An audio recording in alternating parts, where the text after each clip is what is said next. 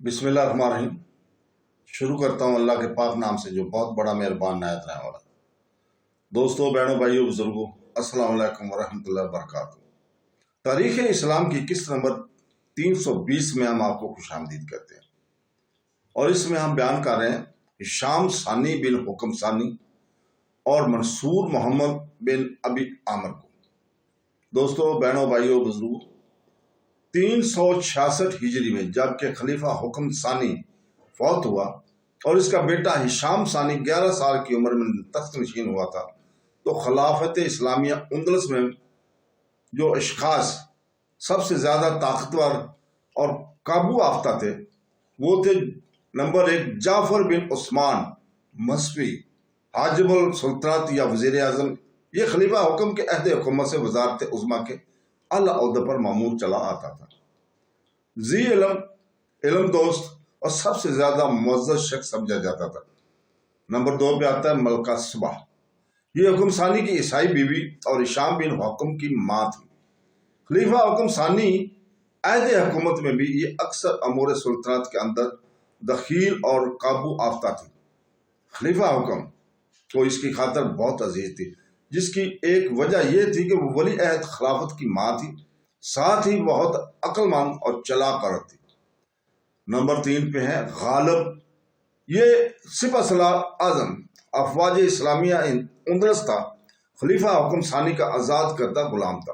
اس کے ساتھ فوج کے سپاہیوں اور شہروں کے باشندوں کی محبت تھی۔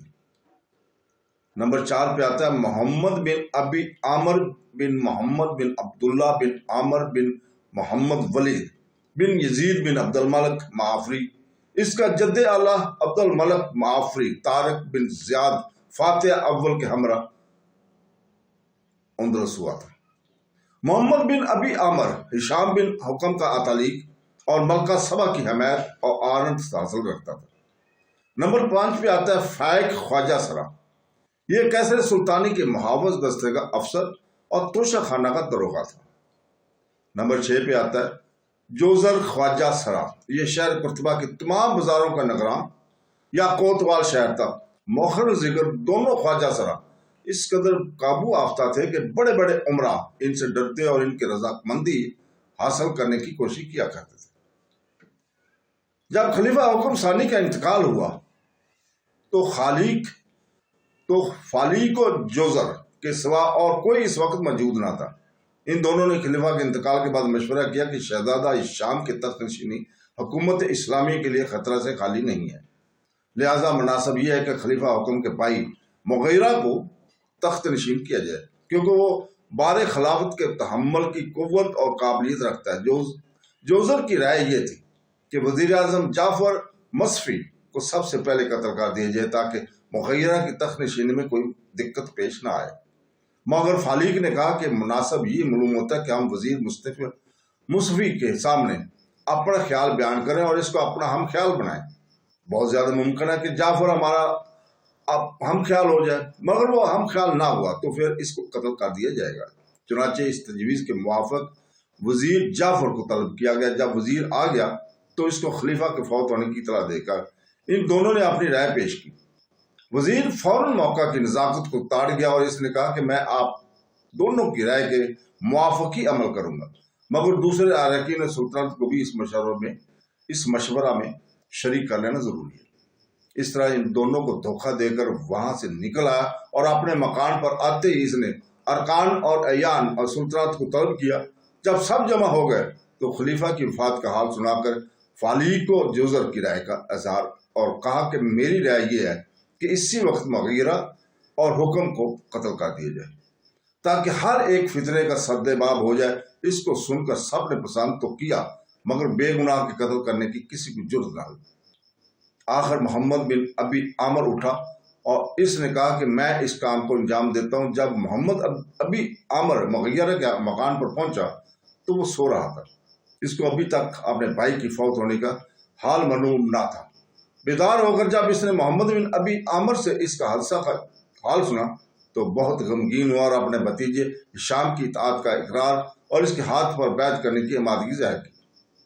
محمد بن ابی عامر نے یہ رنگ دیکھ کر اور مغیرہ کو بالکل بے زر محسوس کر کے जाफर मसफी के पास खबर भेजी कि मुगीरा हर तरह शाम की फरमाबरदारी पर आमादा और बगावत और सरकशी का कोई ख्याल नहीं रखता। ऐसी हालत में ज्यादा से ज्यादा इस कदर एहतियात काफी है कि मुगीरा को कैद कर दिया जाए, इसकी जान लेने की कोई जरूरत नहीं मालूम होती।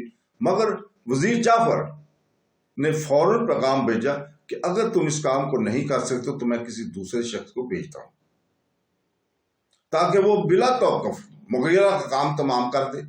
यह सुनकर मोहम्मद बिन अबी आमर ने मुगीरा को बेगुनाह कत्ल कर दिया और जिस कमरे में इसको कत्ल किया गया था, इस कमरा को इसी वक्त तहखा करा दिया गया। तो दोस्तों, बहनों, भाइयों, इसके बाद खलीफा शाम की रस्म तख्ती नशीनी हुई अदा हुई। फैक और जोजर को अपने मंसूबे में नाकामी हुई। उन्होंने इसके बाद 9 उम्र खलीफा के खिलाफ लोगों में हलचल पैदा करने की कोशिश की और मुगीरा के बेगुनाह मारे जाने की तरफ तवज्जो दिलाई। इससे एक किस्म की बर्मी और नाराजगी लोगों में पैदा हो गई और चांदी रोज के बाद दारुल सुल्तानत कुर्तबा में खबर पहुंची कि शुमाली सरहद के ईसाई बाज गुजार हुक्मरानों ने इस्लामी इलाके में लूटमार का बाजार गर्म कर दिया और वो लूटमार कर रहे हैं और 9 उम्र खलीफा के तख्त नशीन होने से इनके हौसले बहुत बढ़ गए।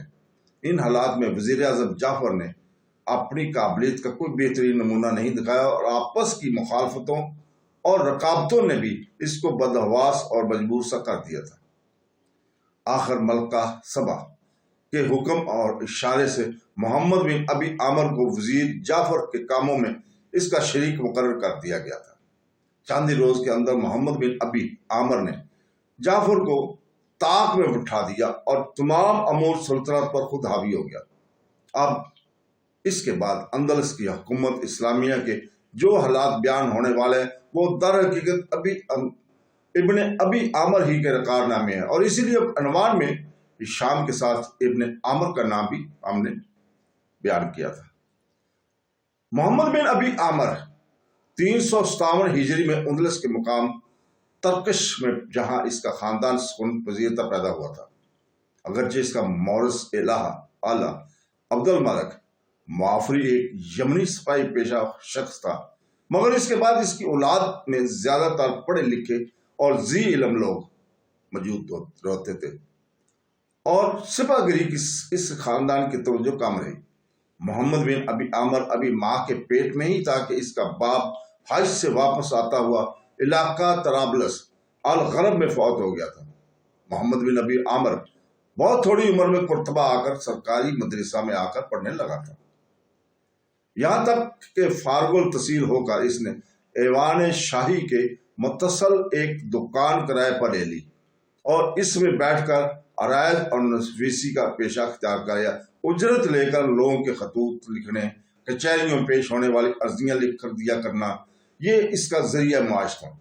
इत्फाकन मलका सुबह यानी मादरे हिशाम को एक मुहर्रर की जरूरत हुई जो इसकी जायदाद का हिसाब किताब लिखा करे। किसी ख्वाजा सरा ने मोहम्मद बिन अबी आमर की मलका से सिफारिश कर दी। चुनांचे मोहम्मद बिन अबी आमर मलका के यहाँ मुहर्ररों में नौकर हो गया। इसकी हुस्न कारगुजारी की शोहरत और मलका की सिफारिश ने इसको चंद रोज के बाद अशबिलिया के महसूलात की वसूली का अफसर मुकर्रर करा दिया। इस ओहदे पर फैज होकर चूंकि इसको कुर्तबा से बाहर रहना पड़ता था, लिहाजा इसने मलका सबा की खिदमत में अर्ज मरूज करके मलका को इस बात पर आमादा कर लिया था कि वो खलीफा हुक्म के खिदमत में सिफारिश करके इसको कुर्तबा ही में कोई ओहदा दिला दे। चुनांचे इसको महकमा दारुल ज़र्ब का अफसर व महतम बना दिया गया। इस ओहदा जलीला पर पहुंचकर मोहम्मद बिन अबी आमर ने अपनी काबिलियत का खूब अजहार किया। मलका सबा को भी कीमती इतवाफ के जरिए खुश रखा गया। वजीर मसफी और दूसरे अमरा को भी अपना हमदर्द और खैर ख्वाह बनाकर खुश बना लिया गया था, अपने आसाद बना लिया था और बहुत जल्द इस कदर एतबार पैदा कर लिया कि खलीफा हुक्म ने मरने से पहले इसको शहजादा हिशाम का अतालिक मुकर्रर कर दिया था।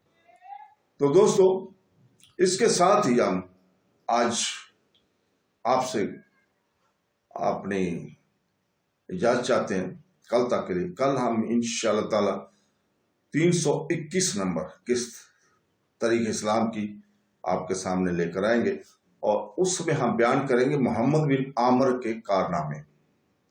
तो दोस्तों, अल्लाह ताला से दुआ करते हैं कि वो हमें कुरान पाक पढ़ने, सुनते रसूल सल्लल्लाहु अलैहि वसल्लम को पढ़ने, समझने और उसके ऊपर अमल करने की तौफीक अता फरमाए। आमीन सुम आमीन। अल्लाह हाफ़िज़।